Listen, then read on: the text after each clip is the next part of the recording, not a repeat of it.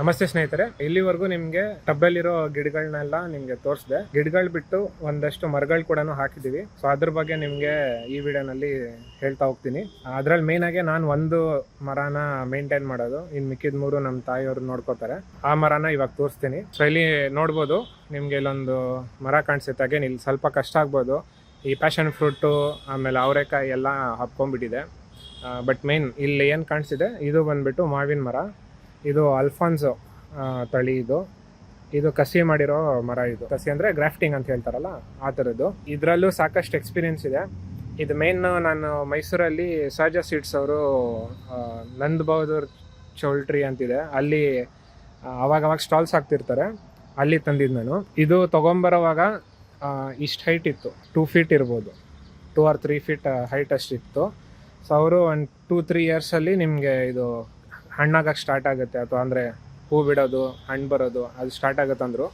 ಇವಾಗವರೆಗೂ mostly 1 year ಆಗಿದೆ ನಮ್ಮದು. 1 or ಈ ಇಯರ್ ಎಂಡ್ ಆದರೆ 2 ವರ್ಷ ಆಗುತ್ತೆ. ನಾನು ಮೋಸ್ಟ್ಲಿ ಈ ಇಯರ್ ಎಂಡಲ್ಲಿ ಹೂ ಬಿಡೋ ಚಾನ್ಸಸ್ ಇರ್ಬೋದಂತ ಅಂದ್ಕೊಂಡಿದ್ದೀನಿ. ಗೊತ್ತಿಲ್ಲ ಬರುತ್ತೋ ಇಲ್ವಾ ಅಂತ ಹೇಳ್ಬಿಟ್ಟು. ಇದು ಪ್ರಿಪರೇಷನ್ ಎಲ್ಲ ನಾನು ವಿಡಿಯೋ ಮಾಡಿ ಹಾಕಿದ್ದೀನಿ ಆಲ್ರೆಡಿ, ಹೋಗಿ ನೋಡ್ಬೋದು ನೀವು. ಇಲ್ಲಿ ಮೇನ್ ನೀವು ನೋಡಿದ್ರೆ ಮಲ್ಚಿಂಗ್ ಯಾಕೆ ಇಂಪಾರ್ಟೆಂಟ್ ಅಂತ ಹೇಳಿದ್ರೆ, ನೋಡಿ ಇವಾಗ ನಾನು ಇದಕ್ಕೆ ಒಂದು 3-4 ಡೇಸ್ ನಾನು ನೀರು ಕೊಟ್ಟಿಲ್ಲ ಅಂದ್ರೂ ನಡೆಯುತ್ತೆ, ಸಸ್ಟೈನ್ ಆಗುತ್ತೆ ಅದು.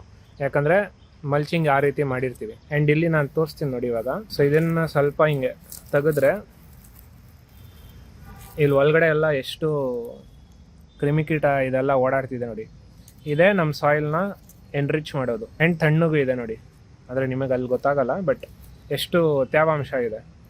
ಸೊ ಇದನ್ನು ಕಾಪಾಡೋಕ್ಕೆ ನಾವು ಮೇನ್ ಆಗಿದ್ದು ಮಲ್ಚಿಂಗ್ ಮಾಡೋದು. ಆ್ಯಂಡ್ ಇಲ್ಲಿ ಇತ್ತೀಚೆಗೆ ಒಂದಷ್ಟು ಬೀಜಗಳೆಲ್ಲ ಹಾಕಿದ್ದೀವಿ. ಮುಂಚೆ ಬೀನ್ಸ್ ಬೀಜ ಹಾಕಿದೆ, ತುಂಬಾ ಸಖತ್ತಾಗಿ ಬಂದಿತ್ತು. ಬೀನ್ಸ್ ಕೂಡ ಅಷ್ಟೇ ತುಂಬಾ ಚೆನ್ನಾಗಿ ಬಂದಿತ್ತು. ಅದರಿಂದ ಒಂದಷ್ಟು ಬೀಜನೂ ಮಾಡ್ಕೊಂಡು ಯೂಸ್ ಮಾಡಿದೀವಿ.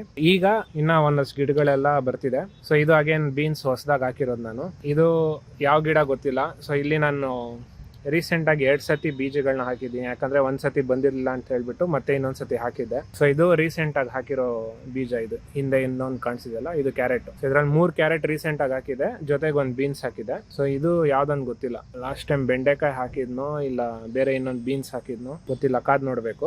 ಇದು ಮೋಸ್ಟ್ಲಿ ರಾಮ್ಫಲ ಅನ್ಸುತ್ತೆ, ಯಾಕಂದ್ರೆ ನಾವು ರಾಮ್ಫಲದ ವೇಸ್ಟ್ ಕೂಡ ಇದ್ರಲ್ಲಿ ಹಾಕಿದೆ.